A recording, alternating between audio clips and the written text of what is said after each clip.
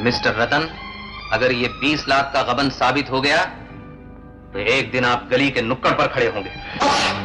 और बोलने की जरूरत नहीं है, आप जा सकते हैं। जो कुछ मैंने कहा उसका ध्यान रखना है। तुम्हें सिर्फ इतना मालूम है कि बैंक में डाका पड़ा है और कुछ नहीं। क्या कहूं सागर, सब कुछ आंख झपकते हो गया। अगर तुम्हें मेरे जज्बात का जरा सा भी ख्याल है तो अपना सामान उठाओ और वापस अपने कमरे में जाओ। बिना सबूत के किसी पर शक कैसे किया जा सकता है?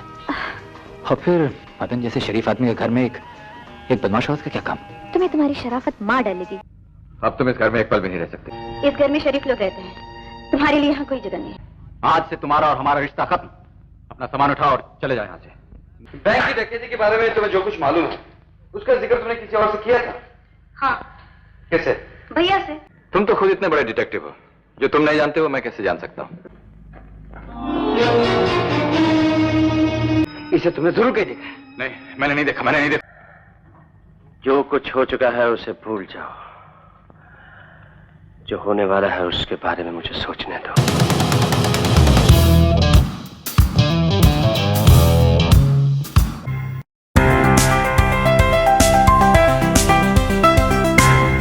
ओलंपिक बैंक के चेयरमैन धर्मचंद एक दिन अचानक अपनी जान ले लेते हैं। पीछे छोड़ जाते हैं अपने बेटे रतन और उसकी बहन हेमा को, और एक नोट जिसमें वो कन्फेस करते हैं कि उन्होंने अपने बैंक से 20 लाख रुपए का गबन किया है।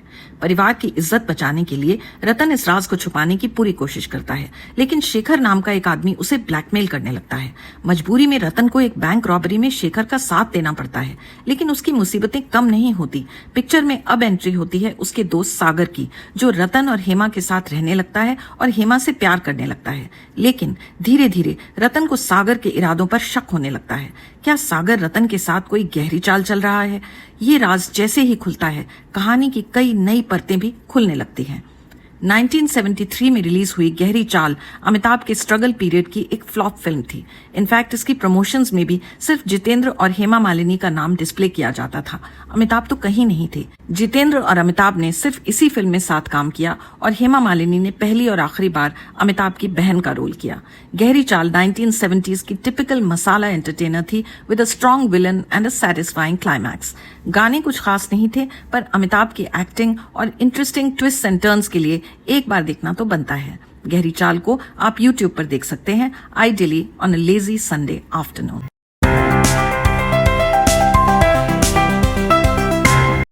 बॉलीवुड के मशहूर विलन डैनी का असली नाम है सेरिंग फिन्सो डेंगजोंगपा। उनका जन्म हुआ था सिक्किम के यक्सौम शहर में। शहर छोटा था, लेकिन डैनी के सपने काफी बड़े थे, इसलिए वो बंबई चले आए। वहां एक दिन उन्होंने डायरेक्टर मोहन कुमार के बंगले के बाहर कुछ गार्ड से पूछा डायरेक्टर साहब से कैसे मुलाकात हो सकती है। उनमें से कुछ गार्ड सिक्किम के ही थे, इसलिए डैनी को बंगले में एंट्री मिल गई। लेकिन जब उन्होंने कहा कि वो एक्टर बनना चाहते हैं तो डायरेक्टर मोहन कुमार जोर जोर से हंसने लगे और उनसे कहा कि एक्टर तो नहीं, तुम मेरे बंगले के गार्ड जरूर बन सकते हो।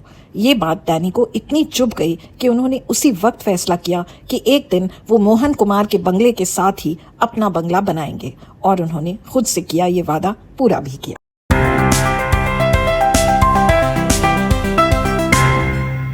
पिछले संडे मैंने आपसे पूछा था कि वो कौन सी फिल्म थी जिसमें अभय देओल एक सस्पेंडेड इंजीनियर हैं और लखोट नाम के एक छोटे से शहर में रहते हैं।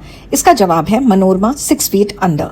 इसका टाइटल ही नहीं, स्टोरी भी बहुत इंटरेस्टिंग थी। मनोरमा नाम की एक रहस्यमयी औरत सस्पेंडेड इंजीनियर सत्यवीर को अपने पति पर नजर रखने को कहती है, और वहां से शुरू होती है एक dark complex mystery. Navdeep Singh की डायरेक्शन में बनी ये फिल्म सस्पेंस लवर्स के लिए मस्ट वॉच है। और अब आज का सवाल, राजेश खन्ना और जया भादुरी ने सिर्फ एक ही फिल्म में एक साथ काम किया था। आपको बताना है फिल्म का नाम। Put your answer in the comment box. अगले संडे फिल्मी मुनिया की फिल्मी दुनिया का एक और इंटरेस्टिंग एडिशन लेकर आऊंगी। तब तक के लिए keep watching and keep rocking.